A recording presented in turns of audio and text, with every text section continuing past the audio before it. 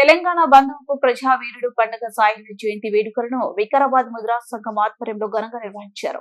పండుగ సాయన్న సేవలను కొనియాడుతూ ముద్రా సంఘం నాయకులు సాయన్న చిత్రపటానికి పూలమాల వేసి నివాళులర్పించారు.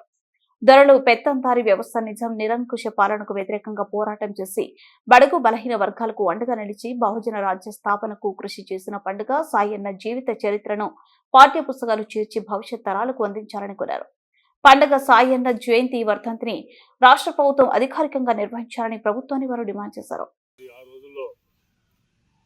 మరి ఆయన అరాచకాలు గ్రామాల్లో పటేల్ పటువారిగిరి వ్యవస్థను నవాబుల దగ్గర వయసుడికి వచ్చిన పిల్లలను తీసుకుపోయి పంటబెట్టడం, హింసించడం, ప్రతి గ్రామంలో ఎవరు ఉంటే వాళ్ళను హీనంగా చేయడము, ఎదురు తినే వాళ్ళని చంపేయడము, అది అన్ని చూసి మనస్తాపం చెందిన సాయన్న మరి వాళ్ళ స్నేహితులతో నలుగురు స్నేహితులతో కలిసి అరే దావత్ చేసుకుందరమ్మా సోదరులారా అని అడవికి వెళ్ళి మరి ఆయన ఒక సావురాన్ని ఏర్పరచుకొని ఓ సైన్యాన్ని తయారు చేసుకొని ఈ నవాబులపై మరి నవాబుల మీద దండయాత్ర చేయడం జరిగింది. అదేవిధంగా ఊళ్ళల్లో అలా గ్రామాలకు పోయి పెళ్లిళ్ళ ఇతరులకు వాళ్ళు పెళ్లిళ్ళకు బియ్యాలు అవి అన్ని సప్లై చేయడము, మరి వాళ్ళకు బాయిలు కూడా తవ్వించడము, మరి చెరువులు కుంటలు చేయించడం కూడా పెద్ద ఎత్తున ఆయన ఒక కార్యక్రమాన్ని తీసుకొని ముందుకు జరిగిన వ్యక్తి పండుగల సాయన. అదేవిధంగా నిజాంకు వ్యతిరేకంగా పోరాడి అలా సైన్యాన్ని తరిమిన నాయకుడు పండుగల సాయన.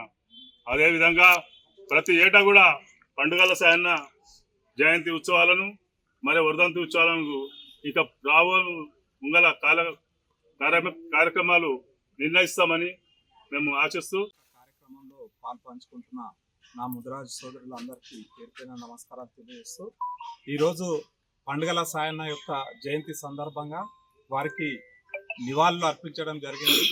ఎందుకంటే పండుగల సాయన్న అంటే మనం గ్రామాలలో పాటల రూపంలో ఆయన యొక్క చరిత్రను వింటున్నాం.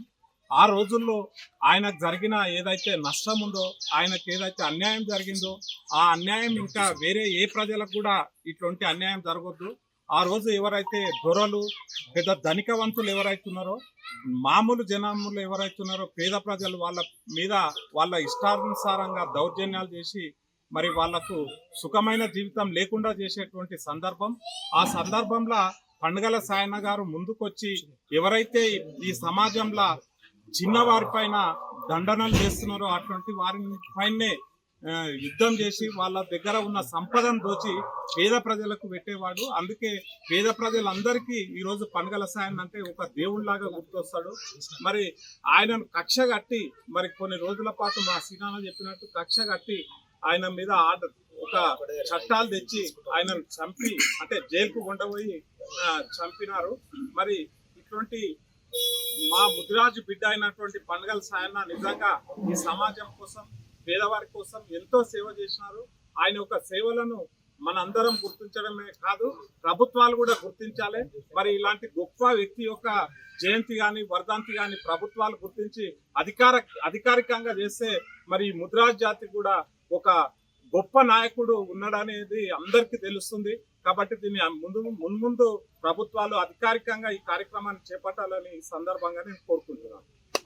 తరపున మన పండుగల సాయన్న ముదిరాజు గారి యొక్క జయంతి కార్యక్రమాన్ని ఘనంగా నిర్వహించడం జరిగింది.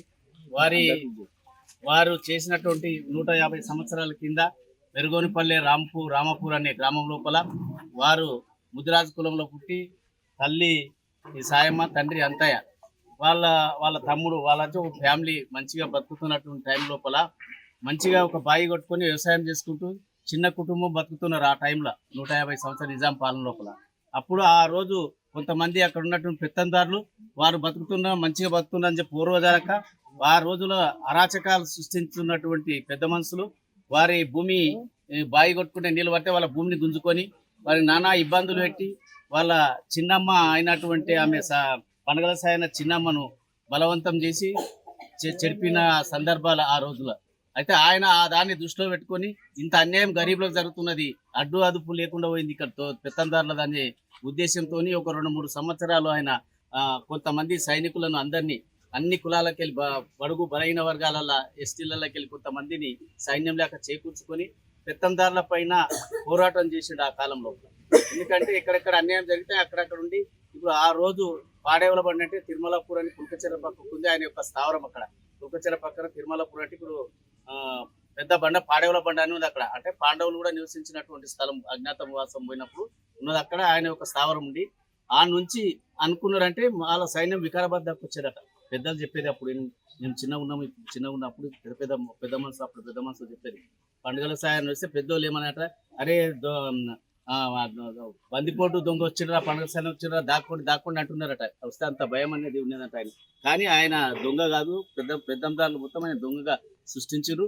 ఆయన చేసినటువంటి ఆ రోజు గరీబులకు పెళ్లిళ్ళు కాకపోతే ఉన్నోళ్ళ దగ్గర గోదాములు అన్నిటి బయటికి తీసుకొచ్చి బయటిచ్చి పెద్ద గరీబులకు. నమస్కారం. పండుగల సాయన గురించి మనం చెప్పడానికి చాలా చరిత్ర ఉంది. వికారాబాద్ ఎవరైతే నవాబు వాళ్ళ ఫ్యామిలీ ఉండేనో ఈయననే నజరానా పాస్ చేశాడు. ఆయన దొంగ, ఆయనను పట్టి చంపమని. అంటే మిగతా చరిత్ర చెప్పారు కాబట్టి దాని దగ్గర పోతలేదు. అప్పుడు ఆ ప్రాంతం అంతా కూడా మన వికారాబాద్ ఏజెన్సీలోనే ఉండే. వికార్ అలీ నజరానా పాస్ చేసిన తర్వాత ఆయన దొంగగా చిత్రీకరించబడ్డది. ఇప్పటికి కూడా ఉస్మాన్ బాషా చరిత్రలో మక్కా మస్జిద్లో ఒక ఆఫీస్ ఉంటుంది. ఆ మక్కా మస్జిద్ ఆఫీస్లో ఈయన చరిత్ర, ఈయన ఏమేమిటి అంతా కూడా అక్కడ ఉంది. ఆ కాలంలో కూడా రాసింది, అంటే ఉర్దూలోనే ఉంది అది బుక్. ఈయన ఏం చేసిండు, ఈయన ఫ్యామిలీ ఇదంతా కష్టపడ్డ తర్వాత అప్పుడు కుల వ్యవస్థ చాలా గట్టిగా ఉన్నది. కులాల మీదనే గ్రామ పరిపాలన కానీ ఈవెన్ అప్పటికి దేశ పరిపాలన కానీ కులాల మీదనే నడుస్తున్నట్టు. మన కులం అప్పుడు చాలా బీద కుటుంబం, బీదరికంలో ఉన్నటువంటి కులం.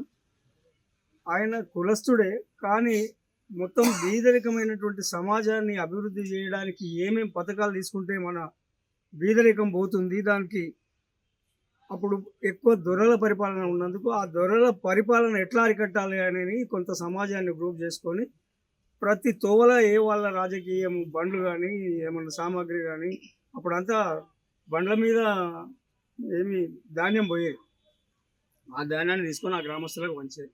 అట్లా కొంత అప్పుడు బీదరికంలో ఆయనకు మంచి పేరు వచ్చింది. ఆయన నాయకుడు అనిపించుకున్నాడు. ఆ బీదరికం పోగొట్టడానికి ఒకటి, తర్వాత కుల వ్యవస్థ కూడా బాగా కావడానికి 2 అంశాల మీద ఆయన తీసుకొని ఆయన అందరికీ సేవ చేయడం అనేటువంటి జరిగింది. ఆయన చరిత్ర ఆ కాలంలో చదువు లేకున్నా కొద్ది గొప్ప ఉండి ఆ ధైర్యానికి ముందుకు వచ్చినటువంటి వ్యక్తిగా ఆయన ఇప్పటికీ కూడా ఆ మహబూబ్నగర్ జిల్లాలో ప్రతి కుటుంబం గుర్తుపడితే చాలా బంధువులు ఉన్నారు. ఇప్పటికి కూడా మన దగ్గర కూడా వెనకతాల వాళ్ళ కుటుంబం నుంచి వచ్చినటువంటి వెనకతాల గ్రామంలో కూడా వాళ్ళ బంధువులు ఉన్నారు. ఇంకా చాలా గ్రామాలలో ఉన్నాయి. తెలంగాణ దొరలకు వ్యతిరేకంగా, నిజాంలకు వ్యతిరేకంగా పోరాడి నిమ్న వర్గాల కోసం, బలహీన వర్గాల కోసం ప్రాణత్యాగం చేసినటువంటి పండుగ సాయన్న గారి జయంతి సందర్భంగా నేటి కార్యక్రమానికి ఇచ్చేసినటువంటి ముద్రాజ్ సోదరులకు ప్రతి ఒక్కరికి నమస్కారం చేసుకుంటూ, ఈరోజు పండుగ సాయన్న గారి ఏదైతే మహబూబ్నగర్ జిల్లా, ఉమ్మడి మహబూబ్నగర్ జిల్లాలోని నవపేట్ మండలంలోని రామపురం గ్రామంలో ఆయన జన్మించడం జరిగింది. వాస్తవానికి సీనన్న చెప్పినట్టుగా అతి సాధారణ చిన్న కుటుంబంలో పుట్టినటువంటి పండుగ సాయన్న గారు కుటుంబ సమేతంగా ఉమ్మడి కుటుంబంలో ఉండుకుంటూ వ్యవసాయం చేసుకునేటటువంటి కుటుంబ నేపథ్యం వాళ్ళది. వారి యొక్క కుటుంబ సమస్యతోనే నాటి దేశముఖులపైన, నిజాం దొరలపైన, రజాకారులపైన పెద్ద ఎత్తున ఒక యుద్ధం ప్రారంభించడం జరిగింది. ఎందుకంటే అక్కడ వాళ్ళ కుటుంబానికి సంబంధించినటువంటి వాళ్ళ చిన్నమ్మని వాళ్ళు మానసికంగా, శారీరకంగా హింసించి ఆమెను అంతమొందించి వాళ్ళ పొలాన్ని లాగేసుకోవడం ఆయనను ఎంతో బాధించినటువంటి అంశం. ఆ అంశాన్ని ఆధారంగా తాను ఏదైతే అనుకున్నాడో, ఈరోజు తెలంగాణ ప్రాంతంలో దేశముఖులది, దొరలది ఈ యొక్క అహంకార ధోరణికి వ్యతిరేకంగా పోరాటం చేయాలని చెప్పేసి తన మిత్ర బృందంతో ఒక అటవీ ప్రాంతాన్ని ఎంచుకొని అక్కడ స్థానికంగా కొన్ని కార్యక్రమాలు చేసుకొని పెద్ద ఎత్తున నిజాం పైన, అదేవిధంగా దేశముఖుల పైన యుద్ధం చేసి వాళ్ళ దగ్గర ఉన్నటువంటి సంపదను కొట్టి లేనటువంటి వాళ్ళకు, బలహీన వర్గాలకు, గిరిజనులకు అక్కడ ఉన్నటువంటి దళితులకు పంచిపెట్టినటువంటి చరిత్ర గౌరవ పండుగ సాయన్న గారిది. అందుకే ఆయనని ఈ రోజుకి తెలంగాణ బంధుకు గాను రాబిన్ హుడ్ గాను ఈరోజు అభివర్ణించడం జరుగుతూ ఉంది. కాబట్టి ప్రతి ఒక్కరూ ఈరోజు తెలంగాణలో ఈరోజు పెద్ద ఎత్తున బీసీ డిక్లరేషన్ అనే అంశం పెద్ద ఎత్తున రాష్ట్ర ప్రభుత్వం తీసుకోవడం రావడం జరిగింది. తెలంగాణ దేశానికి స్వాతంత్రం వచ్చినప్పటి నుంచి ఆ అంశం ఇప్పటివరకు రాలేదు. ఈరోజు బీసీలు అందరూ ఏకతాటిపైకి వచ్చి రాజ్యాధికారం కోసం ఏదైతే